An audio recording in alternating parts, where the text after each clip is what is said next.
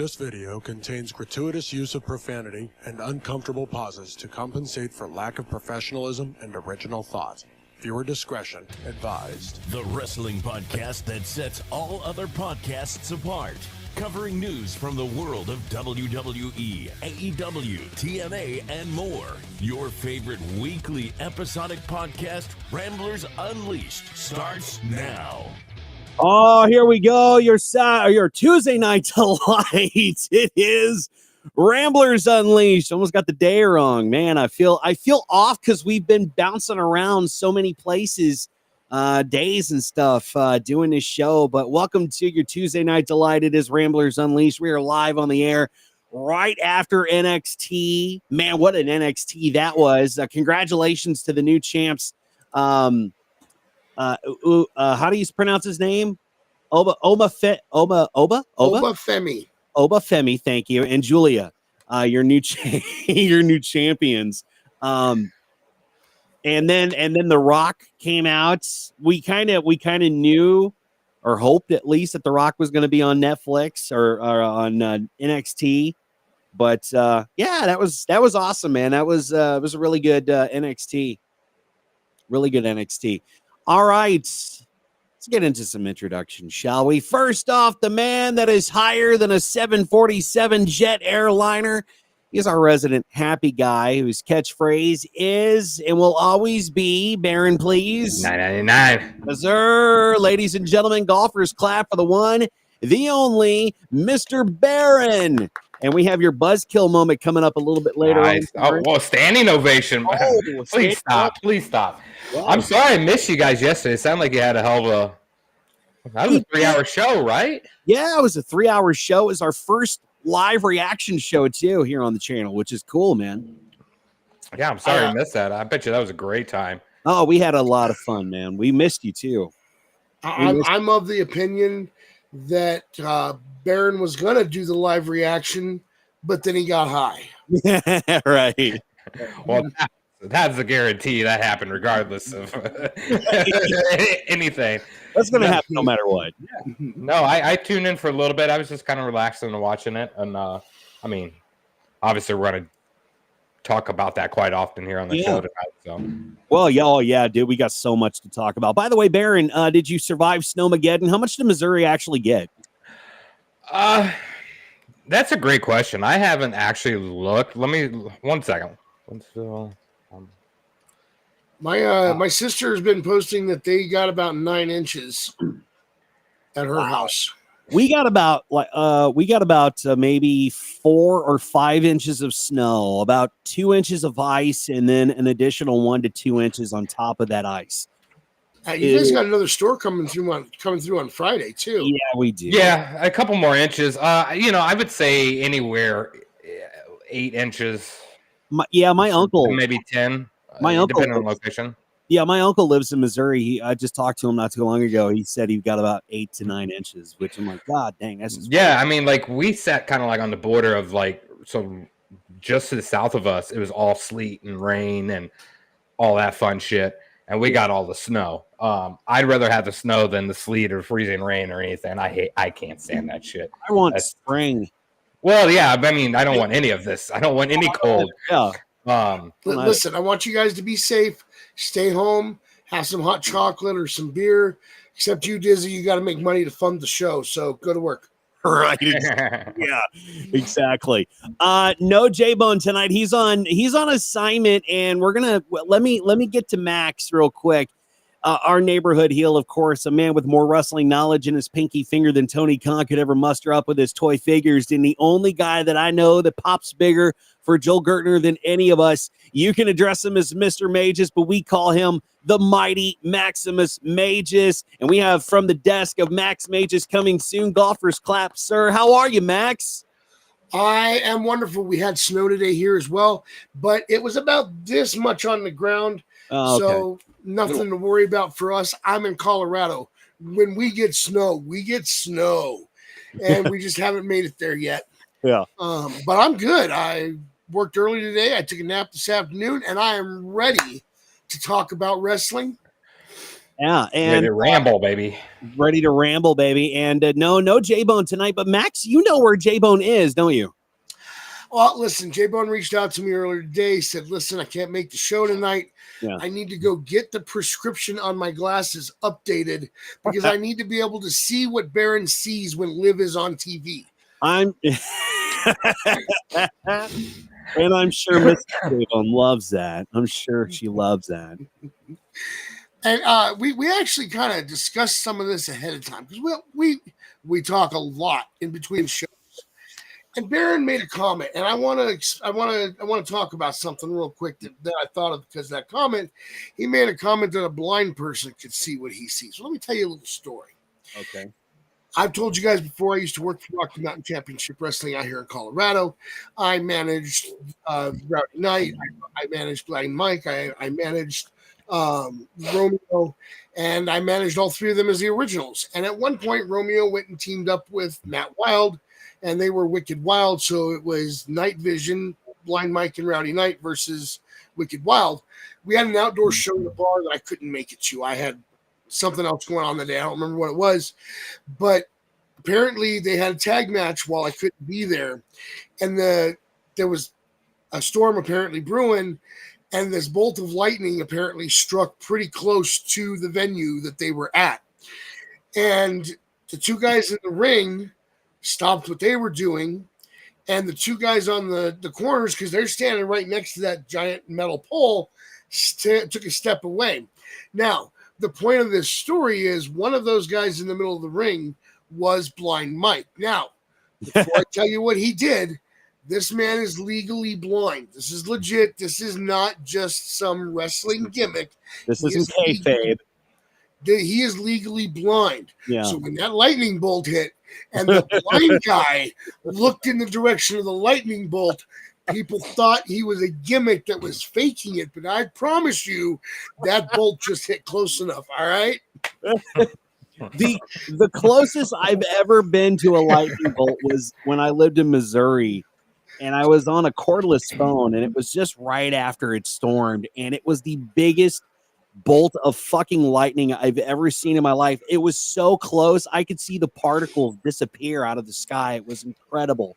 It was the most incredible thing I've ever seen in my life. And with this recent storm, this winter storm that Missouri, especially, people were talking about thunder snow over in southern Missouri and around St. Louis. Yeah, no, we definitely heard it here where I'm at. So I mean, it wasn't like crazy loud or anything, or like as a thunderstorm, but you definitely heard it. Yeah, man, it fucking snowed its ass off here. Yeah. Listen, I just turned 47 last July. In 47 and a half years of life, I had never heard the term thunder snow until I was talking to my sister last night, the one that lives in St. Louis that got the 9 inches. I'm sorry, I had no idea. This is a term I have never heard.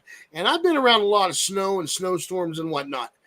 And it's weird because a few years ago, we had a storm that just kind of settled over us for a little while, and they called it a bomb cyclone.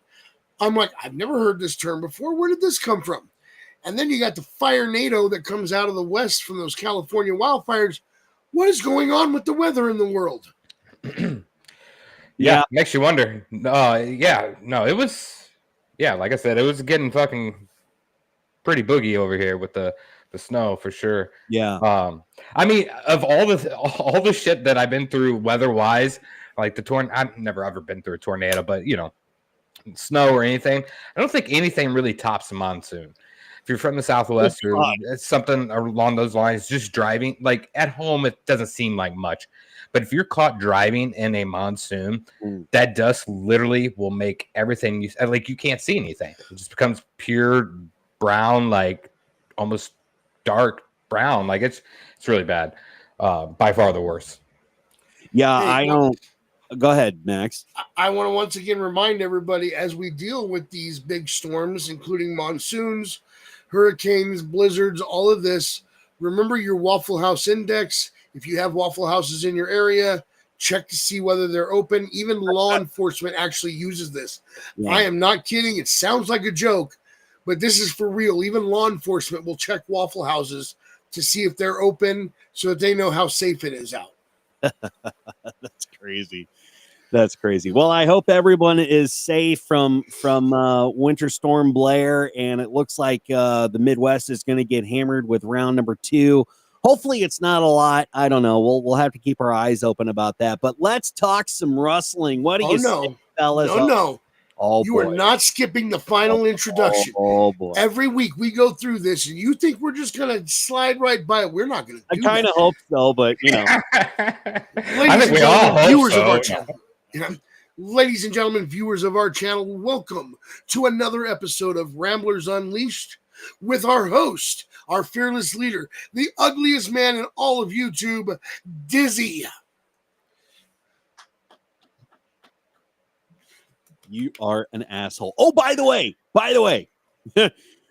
before we start talking about wrestling, Baron, you missed it last night. Max sang us a song. He actually sang us 2 songs. The first song last night was for our live reaction show for Raw on Netflix, and it went a little something like this. Listen. I'll be home for Raw flicks. You can count on me. Please have gold and bloody noses and presents on. So that was great. That was fantastic. But let's not deflect. Let's not deflect. Okay. Mm-hmm. You still have to hold up that deal, Max. I know. Oh, yes, I know. I know this is a good deflection from that. Great. It's funny. It's cute. But let's not forget about that dress. I have not forgotten. Don't you worry. It's coming. It better come. This is the new song that Max sang to us. And these songs come to us from the private chat that we have on Facebook between the 4 of us to talk about the show and stuff. This is clever. Listen up. Here comes Rocky Claus. Here comes Rocky Claus right down. And that's it. That's it. There you go. American Idol. No. It's American Idol's not worth it without Simon Cowell. If that man is not up there insulting me, I don't want to be on the show. Can I put on a British accent and just insult you? Well, you insult me all the time. That's part of the point of the show. But not in a British accent, though. You can put on a British accent if you want. Bloody don't mind us if we insult your British accent, but get out of here. Get the door's over there. Go. No, door's right there. The door's behind you. Use it. I think Max would get put through with the tone like that. It's rather great. Who would tell him yes? Do you think it would be Katy Perry that would tell him yes? I mean, have you seen that episode of The Office when what's his name goes to the version of the show's American Idol and that's Max. That's what I see, Max. Psych had American duos. I loved that. Yeah. I think he would do great. Ruben stuttered everywhere. Terrence Sullivan. And of course, Barry is showing you some love. Beautiful voice of an angel. He's not showing you any love. Oh no. No. I know. He's definitely not. No, I know I have a terrible British accent. I'm not British, so it is what it is. Listen, all right, if you guys feel like judging Dizzy, we're not going to stop you. Please feel free to place judgment in the chat as much as you want. Yeah, go for it.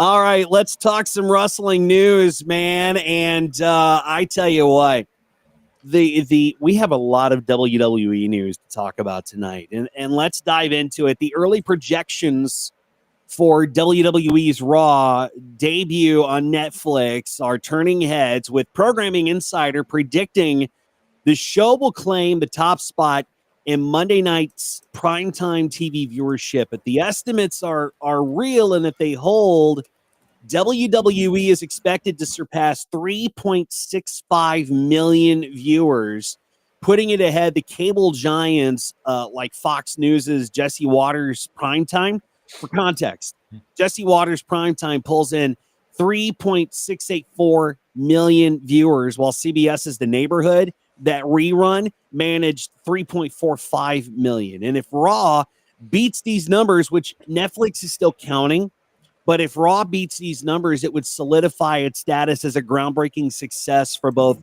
Netflix and for WWE, marking an impressive debut for the wrestling juggernaut on the biggest streaming platform there is, or one of them. The official numbers for Netflix, like I said, they're still being finalized, but sources are already expressing optimism about the partnership's potential with its electric live atmosphere at the Intuit Dome in LA. Sold out crowd of over 17,000. The Rock proclaiming it's WWE's highest grossing arena event ever.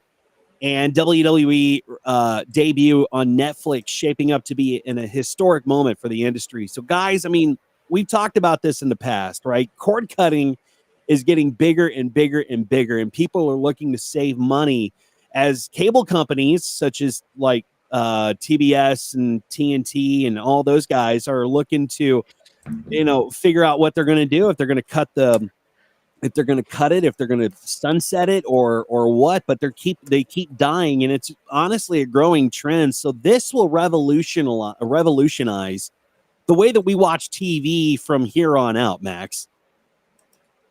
Oh yeah, I mean, look, we talk a lot about Raw on Netflix, but we really didn't touch on AEW on Max last week, which is fine. I'm not judging us for not talking about it. I just want to point out that streaming services are trying to move in that direction. Peacock's been doing the live PLEs for a while.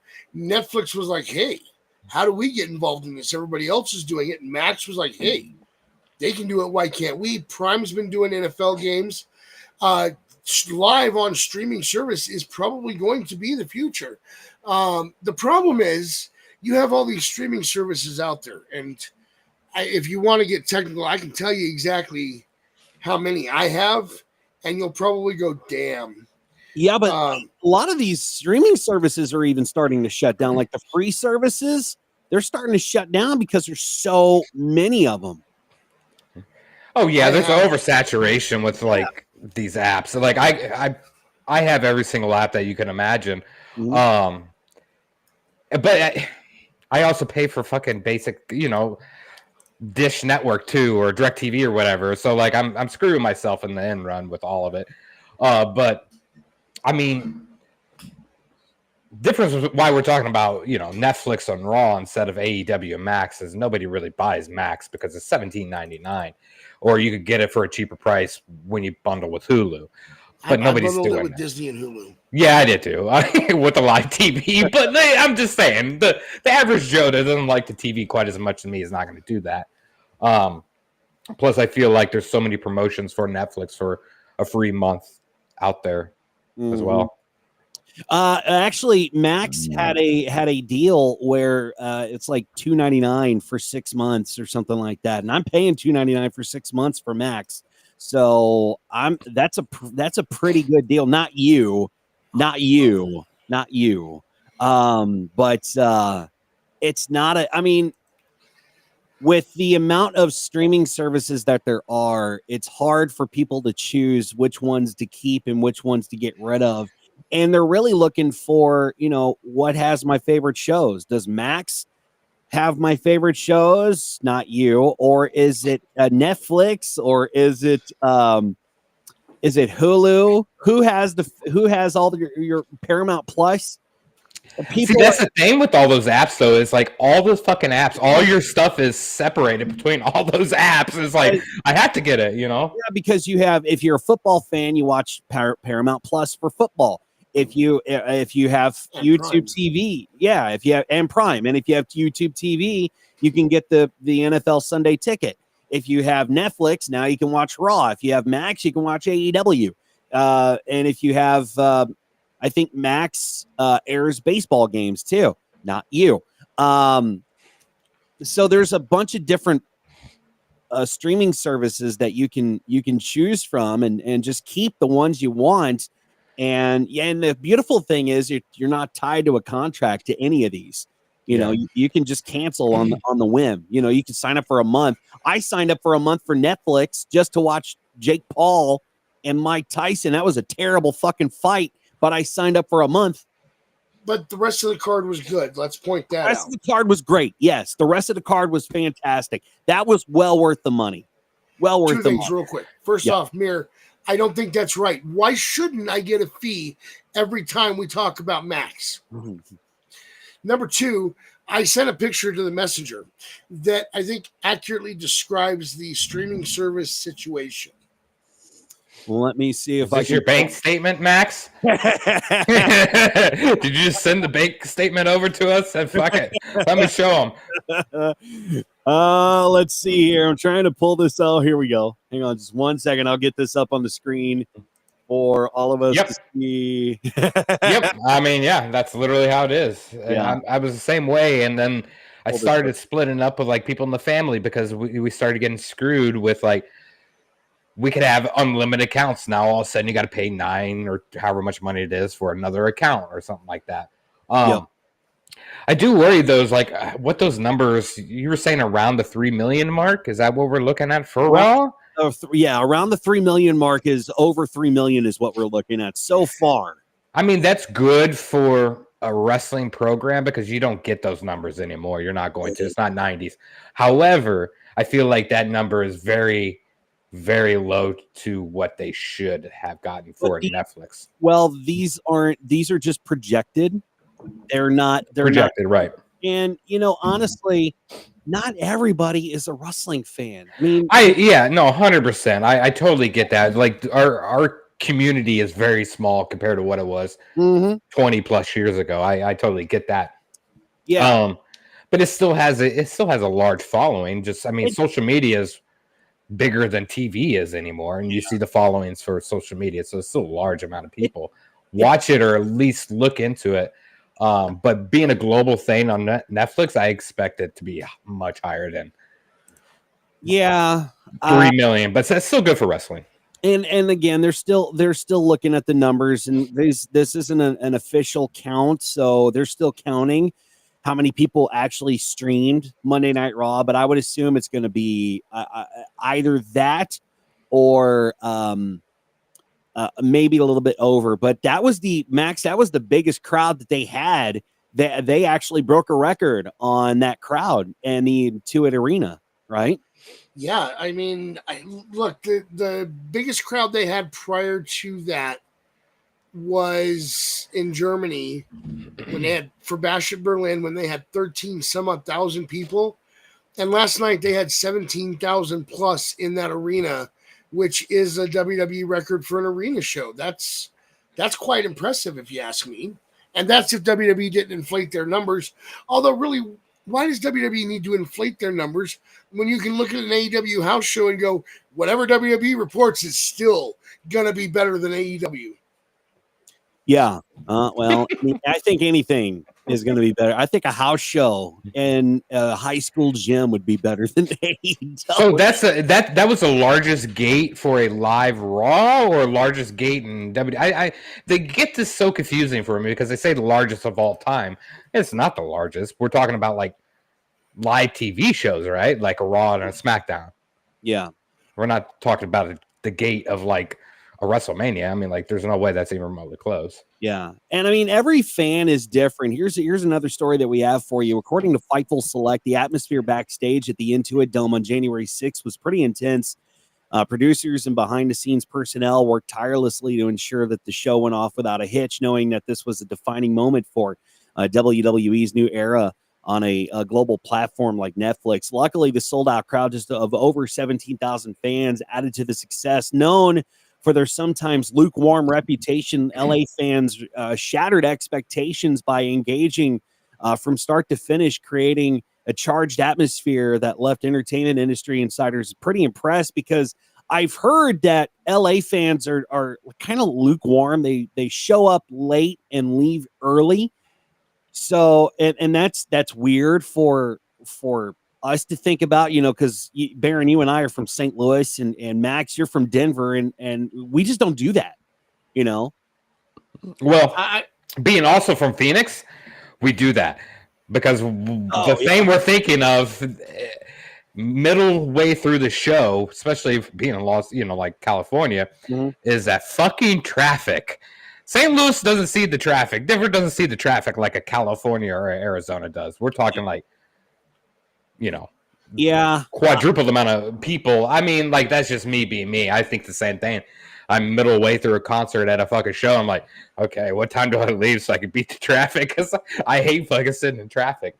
Yeah, I know. I feel like that's how it is for people that are going to shows in California, because anybody has drove in California knows it's a fucking nightmare, no matter where you're at. Yeah, I mean, I think back and I used to leave early. When my mom took me to Cardinals games as a kid, we used to leave early to beat the traffic, and we just listened to the rest of the game on the radio. But now I just stay for the whole thing because screw it, I'm going to be there anyway. Why not? I just don't want to get shot. That's my thing. Like, Jesus Christ. But let's move on and let's go to the desk of Max Mages. And this is kind of interesting. So Netflix is still, like we were talking about, still working on getting the total viewership figures for the show. Sources are already buzzing about the success of the historic broadcast, which, again, landed on the top 10 TV shows in the United States. Now, according to sources via PW Insider, both WWE and Netflix are very optimistic about the performance of the show, with plenty of chatter behind the scenes about just how impressive the numbers might be. The official release of the viewership data will reveal just how big of a hit Raw debut was. Even the fans were electric inside the Intuit Dome in LA, a crowd that is known for, like we just talked about, arriving late and leaving early. So, Max, what does this say about the WWE on Netflix as we move forward in 2025? I think Triple H said it best himself last night, although I disagree with the name. He said, welcome to the Netflix era. Listen, there are all these people out there saying, oh, we're not going to subscribe to Netflix, blah, blah, blah. Don't worry about it. That crowd last night, that was loud. The execs noticed that. All of us that watched it at home, including us right here doing our live reaction, the executives noticed that. They loved the debut last night. They are going to let Triple H continue making magic. I don't see a world where TKO goes, you know what? We were thinking about removing you, Triple H. Just go ahead and do that after all. No. After last night, I think TKO is going to be like, we need more Triple H involvement in our shows. So, Max, do you think that Vince could have done anything like this? Oh, God, no. Vince wouldn't have wanted to anyway. Vince was very set in his ways. It had to be his way or the highway. And what we saw last night, Vince would have never done. So do you think if Vince was still in charge, all right, let's put it into perspective here. Vince is still in charge. The Netflix deal wouldn't have happened. We would have stayed on USA. Raw would have stayed on USA. Do you think that WWE would have continued to die? That's a very good possibility. I think it was on the road to death before Triple H took over. I think everything that happened after Triple H took over is what elevated it. It's not necessarily Netflix or USA or any of that. Yeah. Every step Triple H has taken has led us into the promised land. I mean, think about it. We are in a golden age of pro wrestling. Even if you don't like AEW, you have that as an option. We have TNA. We have Ring of Honor. This is a golden age of wrestling, and WWE has elevated itself to once again be the standard in the pro wrestling world. Yeah. Baron, you seem like you had something to say there, buddy. Because No, I agree with Max. I agree exactly what he's saying. Yeah. I mean, fuck Vince McMahon, piece of shit human being. Yeah. I hope he gets hit by a fucking bus a couple times and back up and hit again. But let me not discredit him for what he's done promoting wise. Like, we can't. There's no way we can go around it. Right. He created the best period of wrestling of all time. Yeah.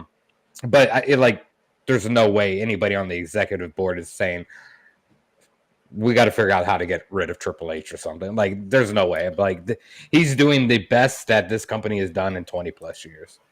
If there were any talks about Triple H removing Triple H, from WWE. After the numbers actually get revealed from Netflix, I think that is going to be off the table. I think it's going to be off the table because, you see Triple H. I watched the behind the scenes footage of him, of them setting up inside the arena in LA for Raw on Netflix. And you could just see his passion when he's talking to Nick Khan, when he's talking to all the people, the small people working at, setting shit up, from setting up the ring to the mics and the drone and all that, man, which, by the way, that drone was cool. You could just see his passion. You can see that he actually loves this company. He loves this business. He loves this industry. And that is who we needed. Someone like Trips is who we needed to save WWE because, it was on a slow roller coaster and it was going downhill real quick with Vinnie Mac behind the controls. And Max said it right. I mean, Vinny was in his own ways. Like, he was stuck in his own ways, his way or the highway. And now it's like Triple H is given this breath of fresh air. And we're seeing this company thrive when we were seeing it decline.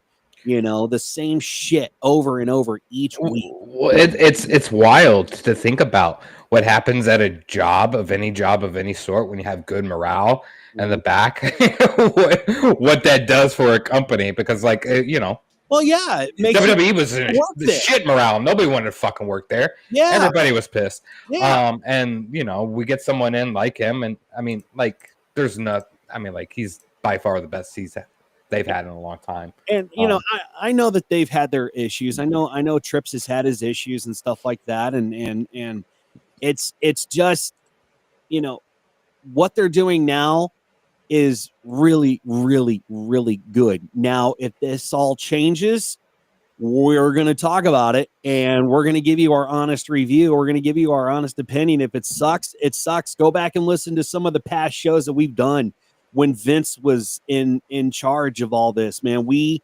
shat on WWE, and when AEW was like the top promotion over WWE, like slowly rising over WWE, we were still kind of shat on it. We were talking praise on it, man. I mean, there were some hits and misses, but they were doing it better than WWE, man. I mean, if you think about it, shut up. If you think about it, it's just, what I'm trying to say is, we're not singing the praises of WWE because we're marks. We're singing the praises of WWE because of the product that they're putting forth for the fan. Oh, yeah, 100%. Here's what you're going to get from this show at all times. I'm not going to speak for anybody else on this show, but I really like to shit talk things and people and shows and everything else. So if I have an opportunity to do so, I'm going to do so. It doesn't matter the product. If it's shit, it's shit, and I'm going to say it. If it's good, it's good. And of course, we all know that's my opinion, and not everybody's. But we're not too shy. We ramble. Yeah, we're not shy at all, and I think we've proved that we're not shy to give our opinion about this industry, because we're so passionate about it. We love this industry, and I'm really just impressed with what WWE is doing.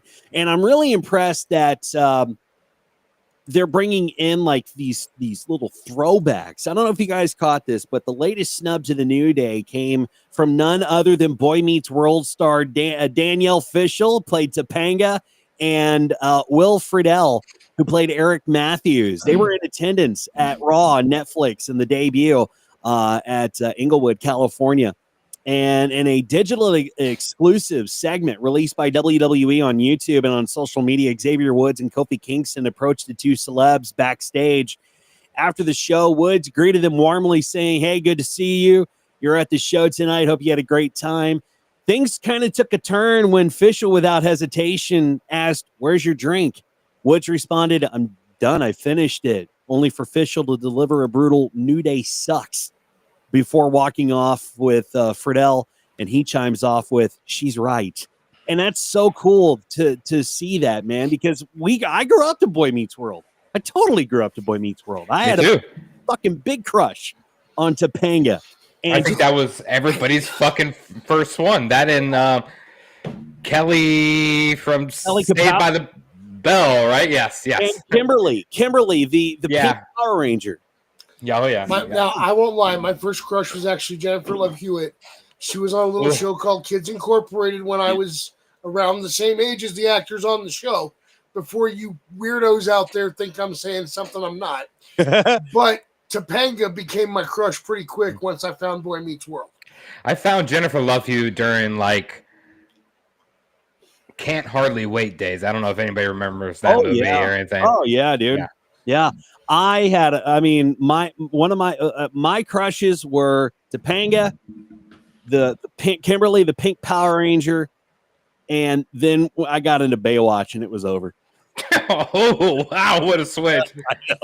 I know. I'm like the slow motion running for Baywatch every single time on that intro was just none other. It was so good.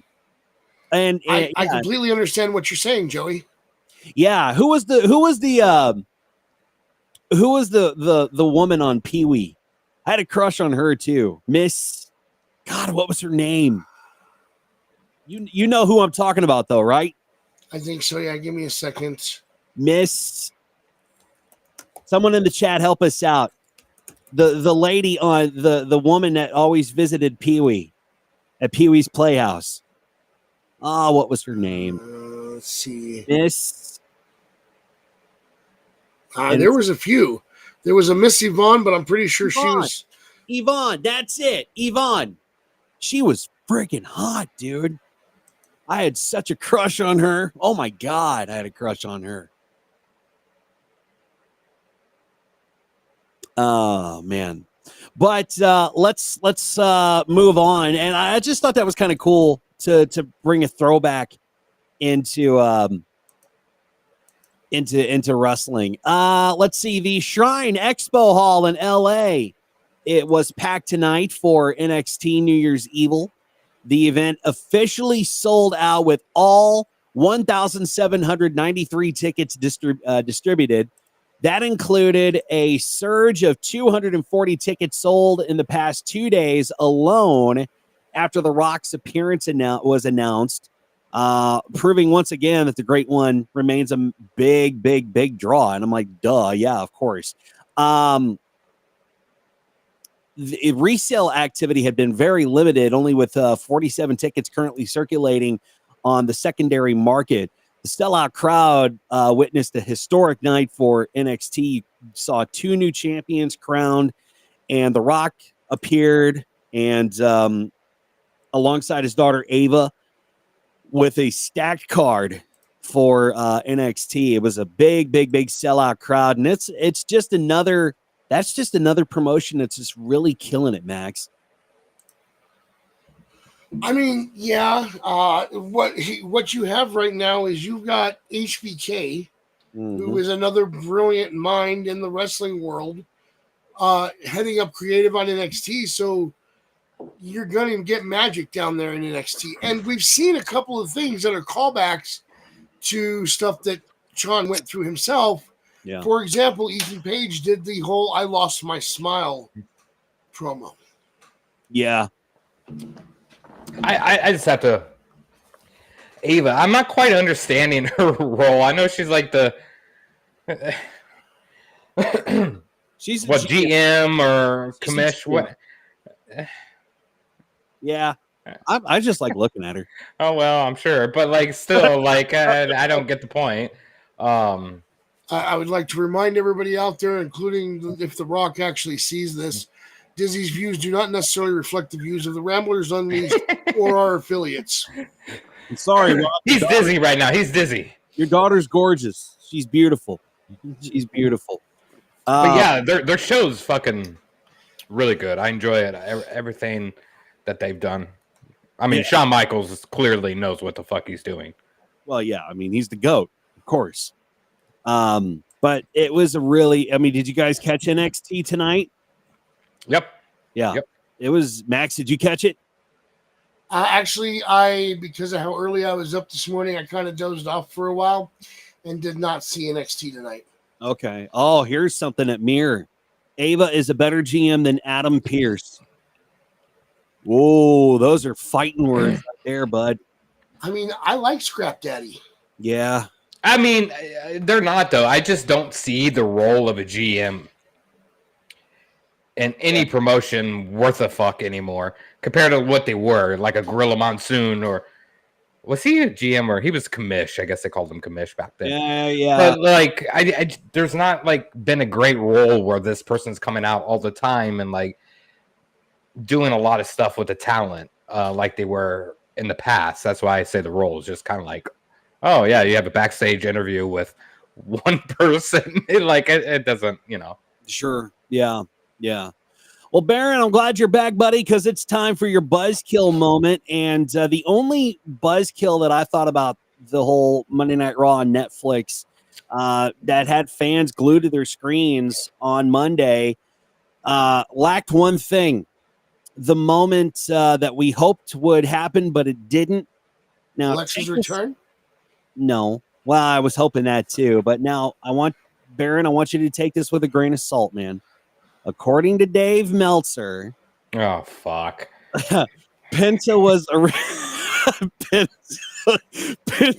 originally slated to make his debut last night on the Netflix debut of Raw, but it was pulled at the last minute. Now, we've been seeing teasers of Penta for weeks on USA, which grew anticipation. I mean, shit, last night. We saw Rey Mysterio Jr.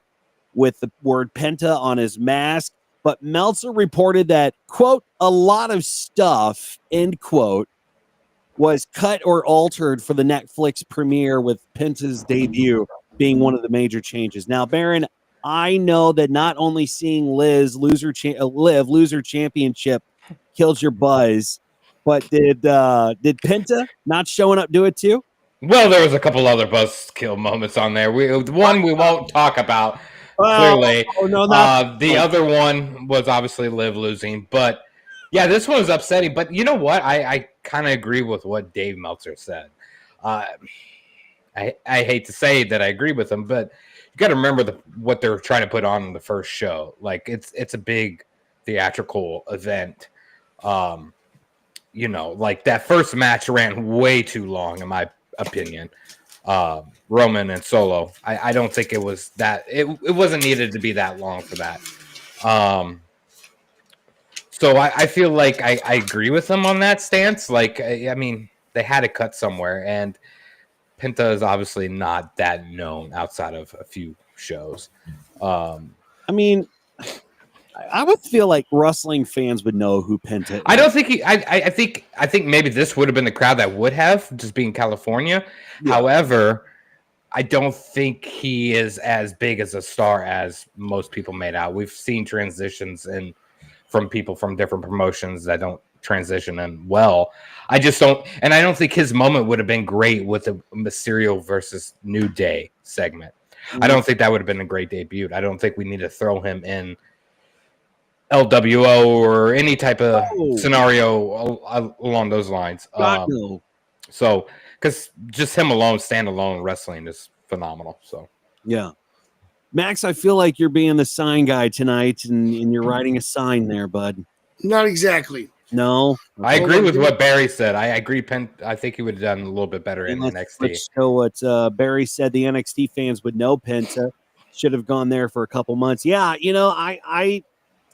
I just don't know what they're going to do with Penta. Honestly, it's very up in the air. I don't know, man. I just don't know. Chad Gable is a dead man walking next Monday when Penta rips him into a hole. That's gonna be fucking fantastic. I think that's gonna be great to watch. I think that's great. I think that if they put him up with against a strong heel like Chad Gable, I think it could have potential. I think it really could have some potential, but we're just gonna have to wait and see what's gonna happen with Pentas. So, hey, who's a fan of the man? Raise your hand. I'm not. The man. Of course, I'm talking about Becky Lynch. Oh, I was like, oh, Yeah. which man? I'm a fan. If you're a fan, I put my hand up for there Becky. you go. If you're a fan of Becky Lynch, you can rejoice. She officially re-signed with WWE, putting an end to speculation surrounding her status after her contract expired late last year as one of the top stars. Lynch's future had been a very, very hot topic, especially after she became a free agent and missed the Monday Night Raw Netflix debut. Sources confirmed that Fightful Select, via Fightful Select, that Lynch and WWE did reach an agreement for her return, though her re-signing does not mean her immediate comeback to television. Lynch attended some Netflix-related events. She reportedly told others that she was there to simply support the company rather than as a part of any other active storyline. So are we excited for Becky Lynch to come back to WWE? Yeah, absolutely. I think she elevates the women's division just as much as any other, Charlotte Flair or anything along those lines. I mean, like, you got to remember, she started a big revolution within women's wrestling. Her and the Ronda Rousey feud started a lot. Yeah. The man, all that. That was one of the best feuds. That was a big ordeal when she had that bloody nose, was out in that crowd. Like, that started a lot for the women wrestling, in my opinion. Yeah. But yeah, I'm obviously happy that she's going to make some type of comeback in the near future. I know she was at home taking care of the kids or whatever the case may be, which is great. And, once you're in wrestling, it's hard to get out of wrestling. It is. And, Max, I was never really a big fan of Becky Lynch. I just never could get into her character or her gimmick or whatever the case. I just don't know. But are you excited about her return? Listen, who cares about her gimmick? Listen to that accent. Come on. No, the accent's hot. I know. I get it. But yeah, I mean, I'm excited for her return. I'm a huge fan. As Baron said, she has done a lot for the business, and there is so much more that she has to offer to this business, especially with some of the new names that are starting to pop up. For example, we know that Jordynne Grace is now a free agent or will be sometime this month. Yeah. That would be a fun feud, in my opinion. That was reported in that was actually reported in December. That Jordynne Grace was a free agent now. So I had read that her contract was up in January. Oh, is it up in Well, it was reported in December. Right. It was reported in December. So anything goes, man. We're going to get into some TNA news tonight too. But let's get into some AEW. Real quick, before we do that, Yep. I had something. I was doing something for the Buzzkill story that we did. Mm-hmm. Now, I've booked before. Yeah. We talked about it. I have booked wrestling shows. I don't think Meltzer ever has. So he doesn't understand how things are done on the booker side. Well, hold on. He's probably booked his action figures. Much like Tony Khan. Yeah. So that's probably why he works for Tony Khan. That's why they work so well together. Right. So what I did was I sketched out what they probably sketched out at home or in the offices prior to Netflix's Raw yesterday. And I don't mean they did it yesterday before Raw. They wrote down a bunch of possible matches, and then they decided, all right, yeah, we're going to go with this one. We're going to go with this one, but we're going to put this one off. We may not actually do it, but we're going to put it off. We're not going to do this on the debut. You write down a bunch of stuff, and then you decide what's going to stick and what isn't. Not everything you put down on your piece of paper is going to make it on the show that you're proposing it for. Yeah. For Meltzer to say that, yeah, they were definitely going to do it, but then stuff happened. No, it was speculation. It was something that they were thinking about doing.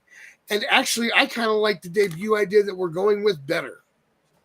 Yeah. And I mean, it also could have been that, hey, guess what? Penta's not ready. Yeah, I mean, we're on the first show of Netflix, man. It's time to bring out the big names here. Let's drag out some of these matches to highlight some stuff. So it's not about. I mean, we got a long run with Netflix with Raw. I have a feeling. So yeah, this was the sell it. This is the sell. Like this is the PLE that they. Yeah, dude. I know we're gonna try to transition, but like Yeah. You have to give props on the fucking production of the show. Like, I don't know if about you guys, but I had zero problems with streaming. Oh no, I had zero Buffering, zero anything. Audio was fantastic. The shots were phenomenal. The in-ring work was great. With the camera shots, fantastic. I will say this. I went to bed at the start of the main event last night. So I watched the main event this morning as I was getting ready for work. And when I first started it, it did a little pixelating, but once it cleared up, it was smooth the entire rest of the show.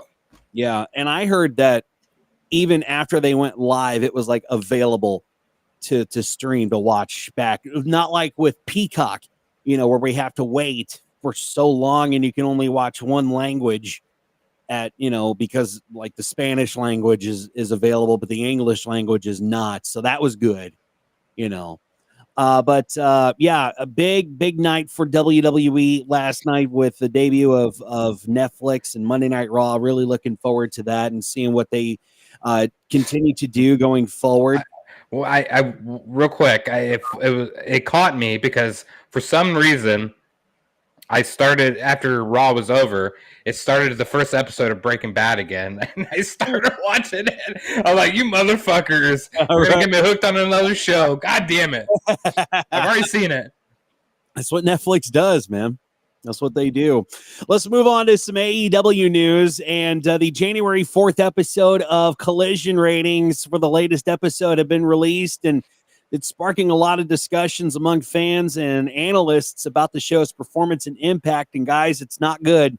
According to Programming Insider, the January 4th edition of AEW Collision garnered an overnight average viewership of 345,000 viewers, accompanied by a rating of 0.09 in the crucial 18 to 49 demographic on TNT. This marks a big 50% decrease from the previous episode, which drew 630,000 viewers with a 0.20 rating in the same demographic. Now, however, it's to be noted that these numbers only reflected the viewership on TNT. That did not include the viewership from the Max streaming service.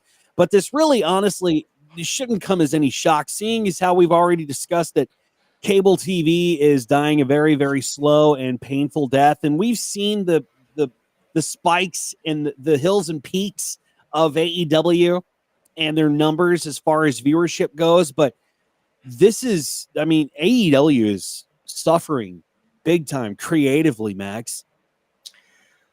Yes, and there is something on that subject I want to share. I've talked about the opinion of a local wrestler a few times on the show. His name's Eric Angel, and he's always got something really, really good to say. And when I say good, I mean thought-provoking, that kind of thing. And he actually posted something about this yesterday. He said, I'm noticing as I watch the old Dynamite episodes, because they're all on Max now, a lot of the stuff AEW is criticized now for production-wise, lack of vignettes, storyline recaps, etc., is all stuff they used to do when they started. So I think part of our problem with AEW and their decreasing viewership, decreasing attendance, is the fact that they moved away from some of the stuff that made them so big in the beginning, thinking that, you know what, we don't need that anymore. Now we're big. The other problem is, as you pointed out, we're seeing people switch to streaming. I can tell you for sure this house watched AEW on Max, not on Dish. So you're going to see a drop there until the Max numbers come out. We don't know how bad AEW actually did. We know how bad AEW on TBS or TNT did, but we don't know how bad AEW actually did. Yeah, and Baron, it just I'm reading fucking Styles' comment. Just for that, Max, you need to send him some perfect timing. I'm already working on it. Don't worry. Okay, good boy. Good man. Real quick before you ask the question, is Max's? I hate every time I say this. Max, not him. Is Max's stuff live? Like they're showing for AEW? Yes, live. Yeah. So that's like one of the only programs on Max, that's live. No, they have soccer and they have some other things on that are live too. Well, that's worth a damn. No, I'm kidding. There's a lot of football fans out there. I apologize. My bad. Okay. Yeah. I might have to tune in for that and watch it on Max. It just doesn't. It feels like a chore every time I log into Max. Well, it feels like a chore to watch AEW, honestly, anymore. But I hope that they can get their numbers up. But I just don't see it happening. Maybe they can get it up with the Casino Gauntlet, the women's Casino Gauntlet match on Maximum Carnage. Of course, they're pulling out all the stops for Dynamite, the Maximum Carnage episode on the 15th.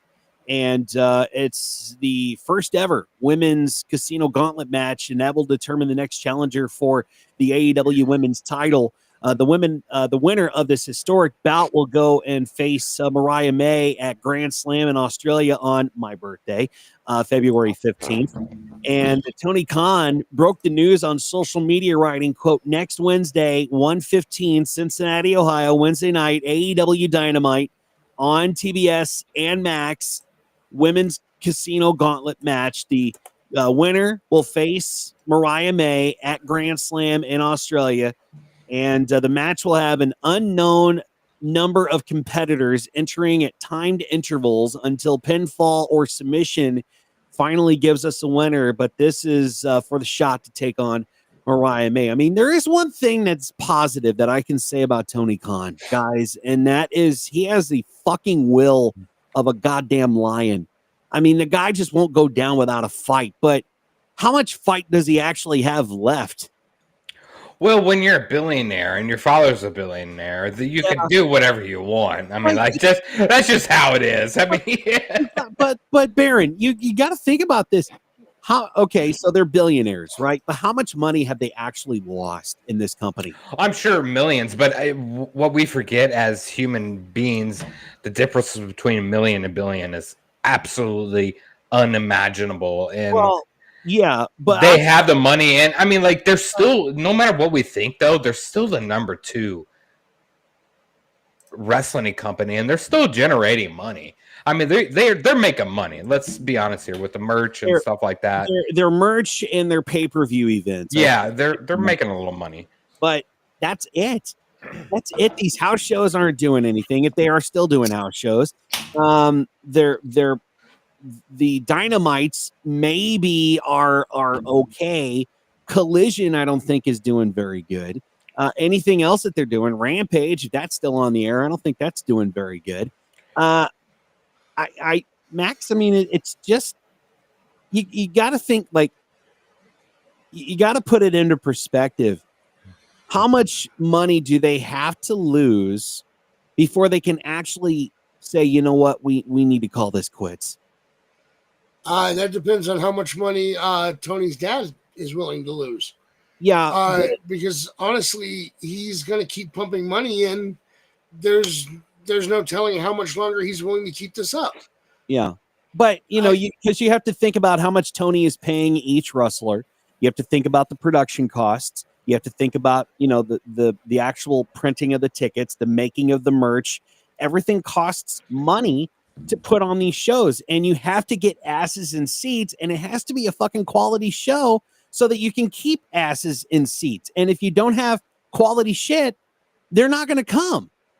And not only that, you got 2 rosters right now because you have AEW and you have Ring of Honor. Yeah. And you're paying for both of these for no one to really see much of Ring of Honor, because when was the last time we saw Ring of Honor televised? Yeah, exactly. I don't even know where to find it anymore. I don't either. Like, I really don't. I know it's on like this weird channel at a certain time on like basic cable or whatever, but I mean, we're talking like 2:00 in the morning. I have no idea where to find it. Nobody's up at 2:00 in the morning on a Saturday night watching. Well, I'm still sitting in this chair at 2 a.m. on a Saturday night trying to figure out how to find myself into my bed. Yeah, but you're probably playing video games. You're not watching TV. Well, I'm playing video games stoned to the bone, of course. Yeah, exactly. Yeah. That's what I'm talking about. You're not watching TV. You're doing stuff that you want to do, Yeah. And the thing is, like, AEW is partnering up with New Japan. Well, New Japan just lost their TV contract with Access TV. So we're not even going to even come close to seeing what that's all about anymore. So it's just I just keep asking the question, how much money do they have to hemorrhage or lose before they actually say, you know what, we just need to call it quits, man. Yeah, obviously we don't want that to happen. We don't want them to call it quits. So they need to get it together. I mean, they just signed a pretty good deal with Max, so they're around for a while. So they got some time to every fucking time I say Max, I'm gonna call it HBO. I'm fucking sick of it. I look over and I see Max say, "What? No, motherfucker, we're talking about Max. Yeah. Not you son of a bitch." The app. No. But yeah, I mean, we bitch and we complain about this show. We all do. We want it to be better. It needs to be better. But in the same sense, it still does very well compared to other wrestling promotions. So, and when you have that amount of money, you're going to be fine for a while. Yeah. I just want him to put on a better product. I mean, but you have to think about this too. His dad's got a shitty football team, and his son's got a shitty wrestling promotion. So they're not winning, no matter what they're doing. They're not. Yeah, winning. but I think they're like fucking oil tycoons too, so it doesn't even matter. Yeah, I mean, a football team, just in general, you're generating millions of dollars probably a fucking game at that stadium. You know what I'm saying? So they're fine financially. They'll be okay. They need to probably pick up their production a little bit better. Well, I mean, it's sad to say, but they probably generate more money at the football games than they do at AEW shows. Ooh, being Jacksonville Jaguars, I don't know about that. Well, no, because you have to think about the other fans that are coming in from the opposing. Well, yeah. So, yeah. Tony Khan also took to Twitter, now known as X today. He announced another match for tomorrow night's show in Clarksville, Tennessee. Buddy Matthews aims for revenge against Will Ospreay. Also, we can expect to see the Casino Gauntlet to determine the next AEW World Title Challenger, the return of Kenny Omega, which I'm really looking forward to see, and a match between Bobby Lashley and Mark Briscoe, which I could give a shit less about. I'm not sold on Mark Briscoe. I just can't get behind the guy. I don't know why. I'm looking at Mir's comment. And Mir, if you don't know, I'm a diehard fucking Dallas Cowboys fan. So I appreciate these Jerry Jones slanders or anything you say. Which, by the way, Baron, do you watch the show Landman? I don't, but I know the clip you're talking about because he's on that, right? Jerry Jones is on that clip, and he's talking to John Hamm in the hospital. Yeah.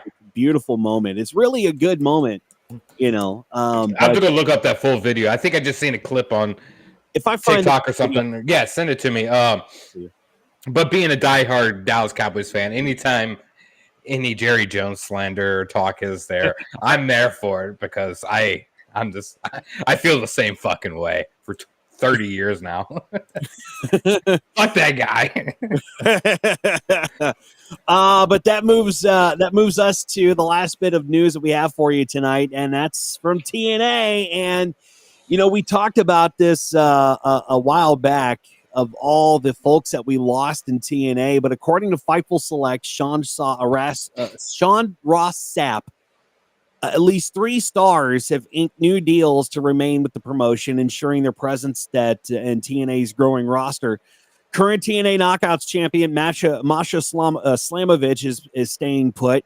Ash by Elegance is also sticking by TNA. And John Schuyler of the Good Hands, he's agreed to a new deal as well. He's known for his work in the tag team division, but Schuyler also made waves in singles competition, taking on the likes of Chris Sabin, Jonathan Gresham, and Mike Santana. And it's said that Schuyler's contributions go beyond the ring, with many praising his positive backstage presence. And I mean, like I said, the last time we talked about TNA news, lots of folks were leaving due to lots of expired contracts. which is kind of disheartening to see. But I mean, that's the name of the game in this business, you know. But at least we'll have the familiar faces like Masha Slamovich, Ash by Elegance, and John Schuyler, and maybe some new ones to look forward to seeing. You know, are you guys excited about the possibility of some new faces?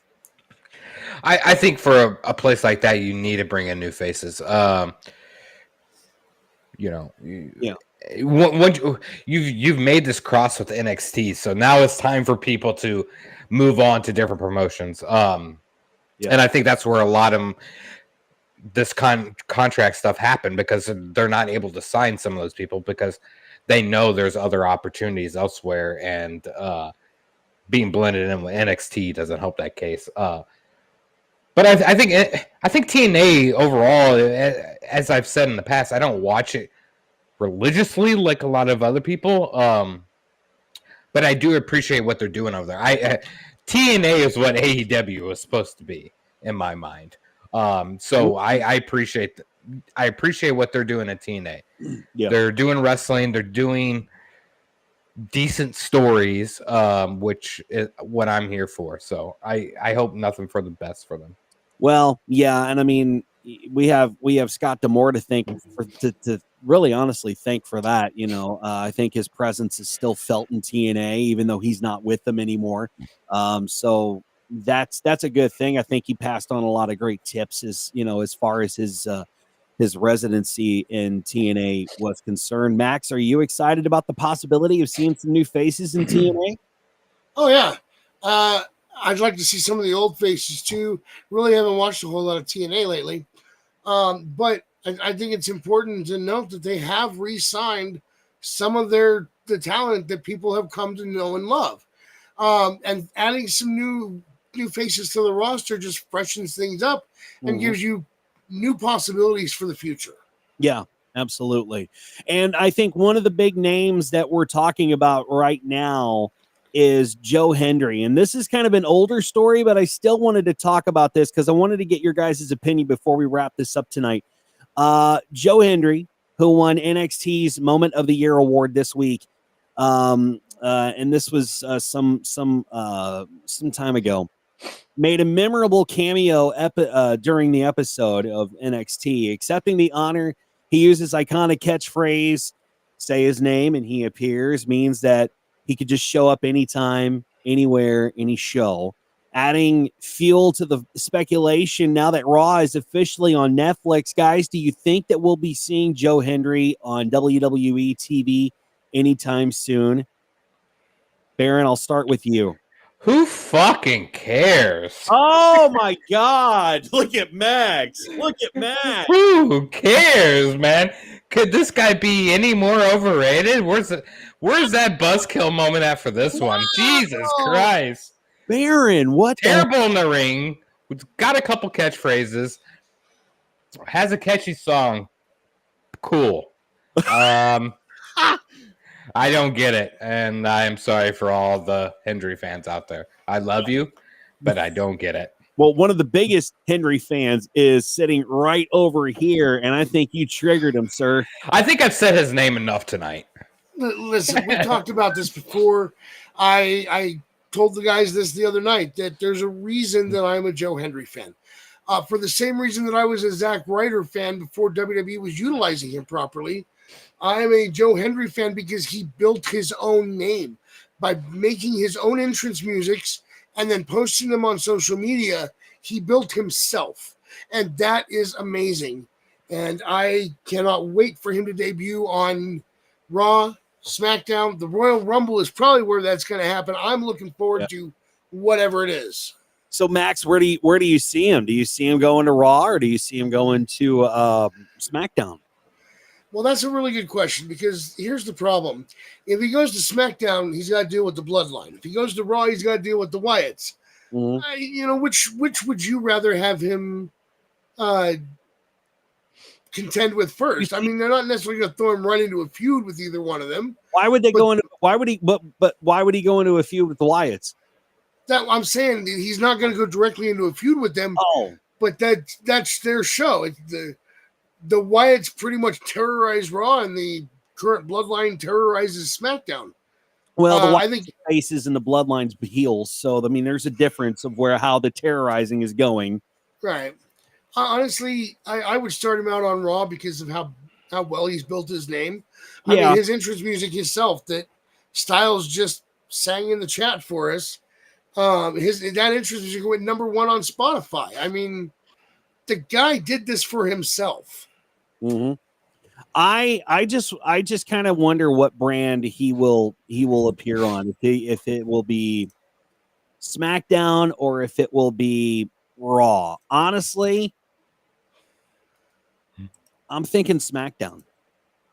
I don't know if he's ready for Raw yet, because now you have to think about it, man. You have to think about it. SmackDown and Raw are really now just two different shows iconically, size-wise. Raw, that's like the cream of the crop, Flagship. It's always been the flagship anyway. Flagship show, yeah. SmackDown, that's the little baby show, and that's the little brother of Raw. So if Joe Hendry is going to go anywhere, I would say it'd be SmackDown. Although to be fair, I think it also depends on if they call Ethan Page up, what show he goes to. That's true too. I see. It's weird, man, because I like Ethan Page too, and I really see him as a Raw guy. I really see Ethan Page as a Raw guy. Baron, what do you think? Yeah, I think for sure. I think Raw for sure. Like to go back on Joe Hendry's #1 on Spotify. Taylor Swift's been #1 on Spotify for the last 2-3 years. So what does that mean? No, I'm kidding. Totally kidding out there for all the fans. Swiftie fans, I love you. You're great. Fantastic. But I feel like Joe Hendry, I think with like his presence and like what he does with his entrance, and he has more of an aura than in ring that I enjoy. I think it would be good on Monday Night Raw. Yeah. Mir, I think that Joe Hendry, there's a possibility that Joe Hendry could leave TNA when his contract is up. I really do. I think he's off to the main roster. I just don't know where. I don't think it would be NXT. The other thing to consider with his contract is he has got the most unique contract in pro wrestling history. He really does. Whereas they wrote a contract for him where he can work both TNA and WWE as long as they don't have any scheduling conflicts. Yeah. Yeah, that's true. He does have a unique contract, and that's one thing that you have to keep in mind, that what other promotion is going to work around that contract? Are they going to keep the same clauses in that contract as TNA did for him? Or because TNA knows, like, okay, you're a big deal because you're helping the promotion grow, Yeah. And I also want to acknowledge Barry. That would get Henry a huge pop if he were to come out and interrupt Logan Paul, whatever, and just start a feud. That would be awesome. Oh, that would be worth watching. That would make me excited to see Logan Paul back in WWE if they put him up against Joe Hendry. That would be perfect. I mean, I'd actually willingly watch Logan Paul at that point. Yeah, exactly. Me too. Oh, man. Me too. And I know, Baron. That's what I'm saying. I'm like, holy fuck Logan Paul as a human being. I know. But goddamn, that guy in the ring is fucking. He's good, dude. I hate that I enjoy him so much in the ring because I shouldn't. Because I know, piece of shit. Brother. I know. You want to know who else is good in the ring? I'll tell you who else is good in the ring. Please don't say Joe Hendry. Please. This guy is good in the ring. Charles, I made you a present. Very good. That's top fucking quality. I love it. Styles is like, do I like it or do I not like it? With that face, he's like, maybe this is good. That is top-notch quality, right? Fucking poor Styles. I want to be clear about something. When he made his comment in the chat and you said, hey, Max, he needs blah, blah, blah, I was on it. I was sending him pictures. And then all of a sudden, this picture pops up on the Google results, and somebody had edited another face over what was originally in that picture. I'm like, oh, that's brilliant. So that's why you saw me playing with my phone, was I had to make Styles a present. That is the best present ever. Merry Christmas, Styles. Late Christmas present. Well, guys, that's gonna wrap. That's a short show, man. That's like the shortest show we've had in the history of rambling, man. That's crazy. Do we got more to ramble about? No. Okay. No, we have nothing else to ramble about unless you have something that you want. No, I was just throwing it out there. No, okay. All right. Well, yeah, we don't have anything else to ramble about. This has been a lot of fun. And if you missed our live reaction show last night to Raw on Netflix, go back and watch it, man. It's a really good. It was really fun. It was really good time hanging out with Max, J-Bone, and Styles was on the too. You can go back and listen to Styles talk about Tyson's ass with Max, and it was these two guys and Tyson's ass. I'm not quite sure what's going on anymore. I don't know what's going on. We didn't touch base on it, but like John Cena's promo last night. Oh, it was fire. Was that not like top quality shit? That was. I don't know, dude. I just felt it the whole time. Yeah, that was absolutely fire. It was so good. What was that? Barry that made the comment last night that Cena just gave it away that he's winning an Oscar. I'm like, no, sir. That would be if he was doing a movie. This is TV. That makes this an Emmy. Yeah, right. John Cena's movies compared to The Rock is 10 times better, and I don't care what anybody says. Cena's had some decent movies. Yeah. I'm not going to say that I'm disappointed in The Rock's movies, but I do agree that that movie he did where they were firefighters was damn good. It was a family movie. It was hilarious. It was with the kid. Yeah. Fuck. I don't remember. I know what you're talking about. I can't remember the name though. I think I know what you're talking about, but I don't know the name. But Cena's had some really good fucking movies, and he's been funny. Oh yeah, in a lot of them. Oh yeah. If you haven't seen Ricky Stanicki, I've seen that. I've seen that. That's so fucking stupid, but good. Watch Jackpot. It's on Prime right now. That was actually pretty funny as well. What's the fire movie called? Yeah. I need to go see that Stanicki movie. It's good. It's on Paramount. I don't remember what it was on, but I watched it. It was pretty good. It was funny. By the way, Playing with Fire was the name of the one that I was talking about. Oh, okay, got you. And Ricky Stanicki is currently streaming on Prime. Okay, yeah. Got it. Yeah, that was good. That was actually a really good movie. Right on. Well, fellas, that's going to wrap up the show for us tonight. Thank you so much for taking time out of your night with us on a Tuesday night. We'll be back again next week to ramble some more. Hopefully we'll have some more news to ramble about. There wasn't much. It was mostly all WWE about, Raw and Netflix. So hope you enjoyed the show. And by the way, bye, Courtney. Bye, Courtney. We love you. Let's give our socials out. Baron, how can they follow you? OnlyFans at the Bear. No, I'm kidding. You follow me at Instagram or Twitter at Scumbag Jordan with 3 N's. 3 N's. 1, 2, 3. And by the way, if you guys want his OnlyFans, just hit me up on Twitter later. I'll send it to you. Jesus. He'll send you his account, he means. Yeah. Thanks, Max, for subscribing. Yeah, You're a true friend, my man. Listen, what are friends for, right? Exactly. That's why I love you. Is Max your number 1 subscriber or your only? We're not gonna talk about either one of those. So he's your only. Just know Max is a fucking subscriber. So he's your only fan of OnlyFans. Yeah. Listen, I gotta watch out for my friends. No, Dizzy, I will not subscribe to yours. Oh wow! So that's fine. That's great. But Max, how can they subscribe to your social media, sir? You can find me at Max Magus. You can find my other podcast at Our Shots Podcast. We stream that on any podcast streaming service, not YouTube because that's not technically podcast streaming service. Although I'm considering adding it, but you can go to random-shots.net. There you go, random-shots.net.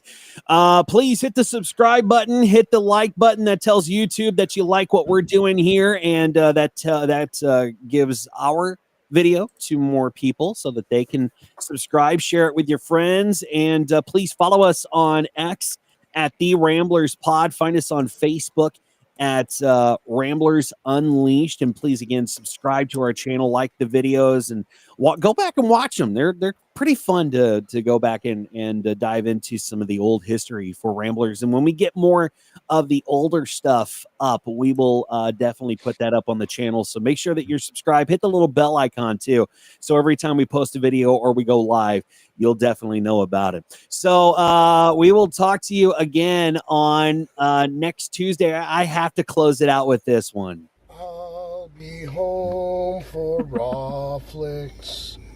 You can count on me.